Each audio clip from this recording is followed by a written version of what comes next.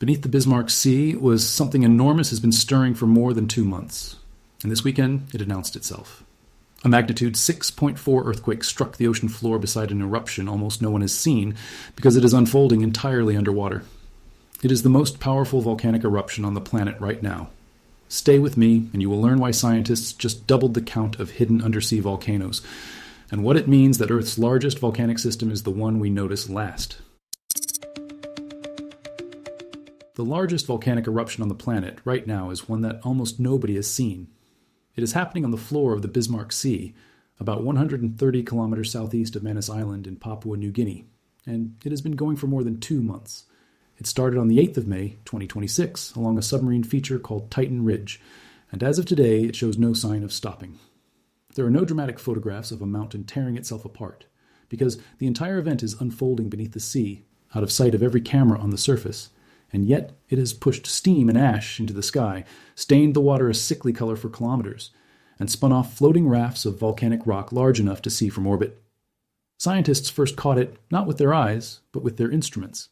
At about 1:15 in the morning, Universal Time on the 8th of May, seismometers run by the Rattle Volcano Observatory picked up the signature of magma forcing its way up through the crust under the Bismarck Sea. Within hours, a plume had broken the surface. The observatory identified at least 2 separate eruption centers on the ridge, roughly 2.5 kilometers apart, both active at once. This was not a small hiccup on the seafloor. This was, and still is, arguably the most powerful volcanic eruption anywhere on Earth in 2026. And it is playing out where we can barely watch it. The satellites have done most of the watching. Instruments including the European Sentinel-2 platform and the sensors feeding the NASA Earth Observatory have captured volcanic plumes rising off the water, thermal anomalies glowing on the surface, and enormous fields of floating pumice. One single raft of that floating rock, imaged by Sentinel-2, measured about 69 square kilometers. That is a slab of volcanic stone drifting on the open ocean with a larger footprint than the island of Manhattan. Steam and ash plumes have at times climbed to somewhere between 10,000 and 20,000 feet, high enough to matter for aviation, though not quite tall enough to punch into the stratosphere. The people of Manus province are already living with the consequences. In early June, those rafts of pumice drifted northwest and piled up along the coastlines of several islands, choking harbors and fouling the water.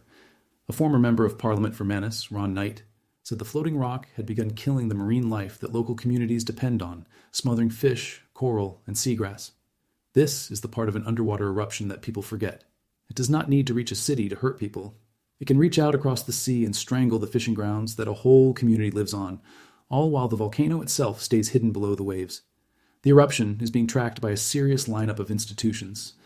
The Rattle Volcano Observatory has the frontline seismic picture. The NASA Earth Observatory is watching from above. The German Ocean Research Center GEOMAR and the Smithsonian's Global Volcanism Program are both following the event. But here is the uncomfortable truth that runs underneath all of it. Even with all of that attention, we are still mostly guessing about the fine details, because there's a lot of water in the way. And this past weekend, the ocean reminded everyone just how restless this part of the planet has become. Yesterday, a magnitude 6.4 earthquake struck the central Bismarck Sea. According to the United States Geological Survey, it landed about 191 kilometers southeast of the town of Lorengau, which puts it within roughly 30 kilometers of the active eruption site at Titan Ridge. An earthquake of that size is not a footnote. It is a strong, clearly felt event, and its position right on top of an ongoing submarine eruption is exactly the kind of thing that makes volcanologists lean in and pay closer attention. It tells you the ground under that eruption is still moving, still adjusting, still under stress. That was not the only one. 2 days before the Bismarck Sea quake, another magnitude 6.4 earthquake struck the South Sandwich Islands region in the far South Atlantic, on almost the opposite side of the planet. And the South Sandwich Islands are not just any patch of ocean. They sit on top of one of the most active submarine volcanic arcs on Earth, a place where one tectonic plate is grinding down beneath another and building a chain of undersea volcanoes in the process. So within a single weekend, 2 magnitude 6.4 earthquakes struck 2 of the most volcanically active underwater regions on the planet, thousands of kilometers apart. Both of these places share the same basic recipe. They are convergent boundaries, where one slab of the Earth's crust is being forced down beneath another, melting as it goes, and feeding a line of undersea volcanoes above it. The South Sandwich Arc, in particular, is one of the loneliest and least visited volcanic chains anywhere, a curve of submerged and half-submerged peaks in the storm-battered South Atlantic where hardly anyone is ever watching. When a magnitude 6.4 fires off there, it usually passes without a single human being feeling it. Now, a scientist will tell you, correctly, that two earthquakes on opposite sides of the world are almost certainly not connected. The Earth produces earthquakes of this size regularly, and our brains are wired to find patterns even where there are none. That caution is fair, but the reason these two quakes matter is not that they prove some global chain reaction. It is that they point our attention at the same overlooked truth from two directions at once. Most of the planet's volcanic and seismic action happens underwater, in places we hardly monitor, and every so often the seafloor sends up a signal loud enough for us to notice, which brings us to the discovery that reframes this entire story. In July of 2026, a team of researchers published something that should have made far bigger headlines than it did. They took an algorithm that was originally built to find impact craters on the surface of Mars, and they pointed it instead at maps of our own ocean floor. What it found was staggering. The algorithm identified 73 previously undocumented submarine calderas. A caldera is the enormous bowl-shaped scar left behind when a volcano erupts so violently that its emptied summit collapses inward. These are not small features.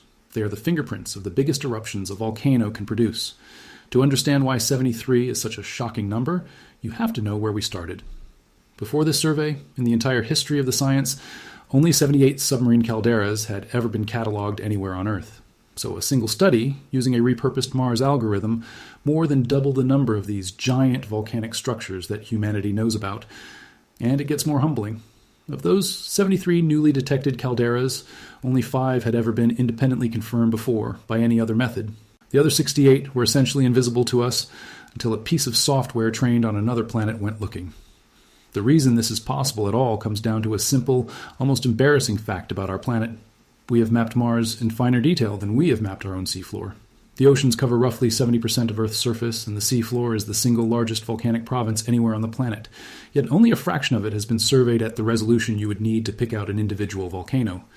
The raw figures vary depending on how you count, from under 5% mapped in real detail to about 25%, under the most generous modern estimates, but the conclusion is the same either way. The majority of the seafloor is, for practical purposes, unexplored.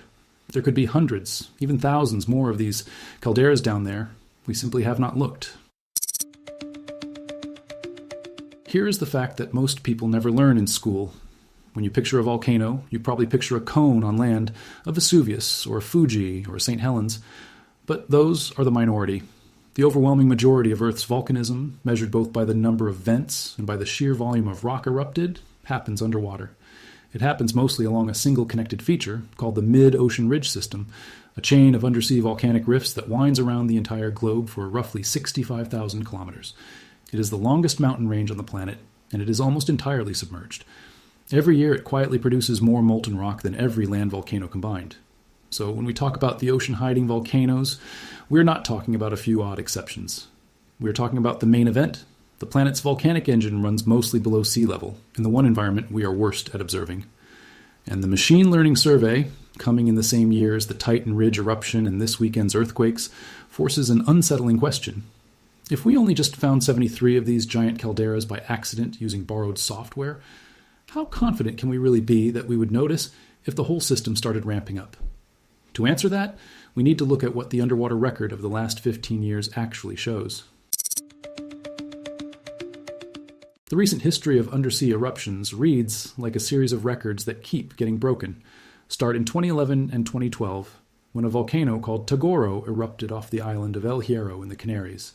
It was the first Canary Island submarine eruption ever watched in real time with modern instruments, and it wrecked the local marine ecosystem for months. Then, in 2012, a volcano called Havre erupted north of New Zealand and produced a raft of floating pumice estimated at 400 square kilometers.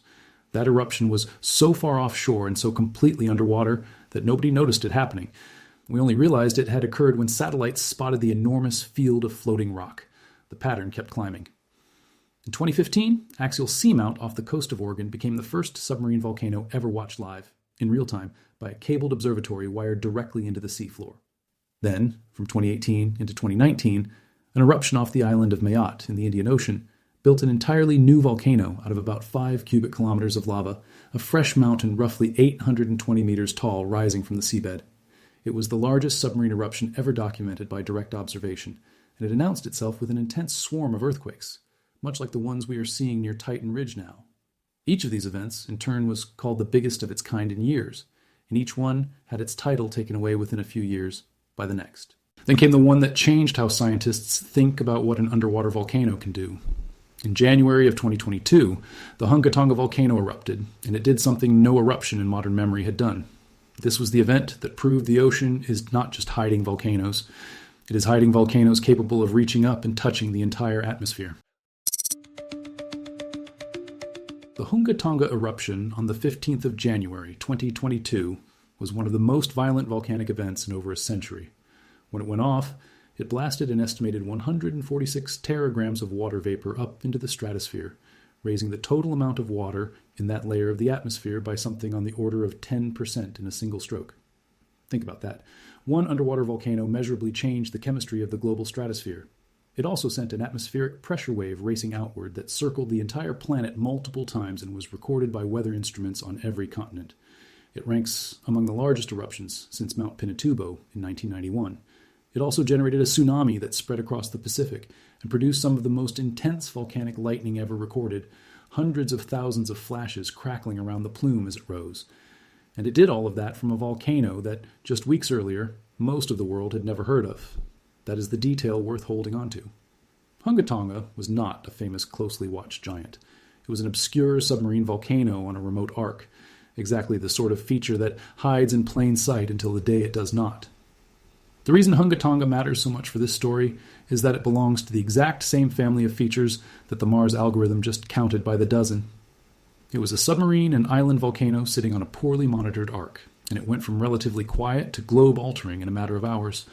So when a survey suddenly reveals 73 more calderas we did not know existed, the natural next question is not academic. It is practical. How many of those are capable of a Hunga Tonga? We do not know, and we would not necessarily see it coming, because the same water that hides them from our cameras also muffles the small earthquakes that would normally warn us. That blind spot is not a hypothetical. It is a proven physical limit on what we can detect, and one place on Earth shows just how strange and violent this hidden world can be. Far to the north, under the Arctic Ocean, runs a feature called the Gakkel Ridge. It is the slowest spreading segment of that global underwater mountain range, pulling apart at less than a centimeter a year. By every expectation, volcanism there should be sluggish and gentle. It is also buried under about 4 kilometers of seawater, and that much water presses down with such crushing force that explosive eruptions there should be flatly impossible. The weight of the ocean is supposed to smother any blast before it can happen. That was the textbook rule for decades. The Gakkel Ridge broke that rule.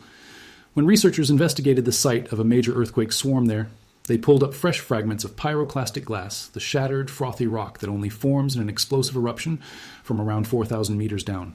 Something had exploded under 4 kilometers of ocean, where the pressure said nothing could. The explanation turned out to be chemistry.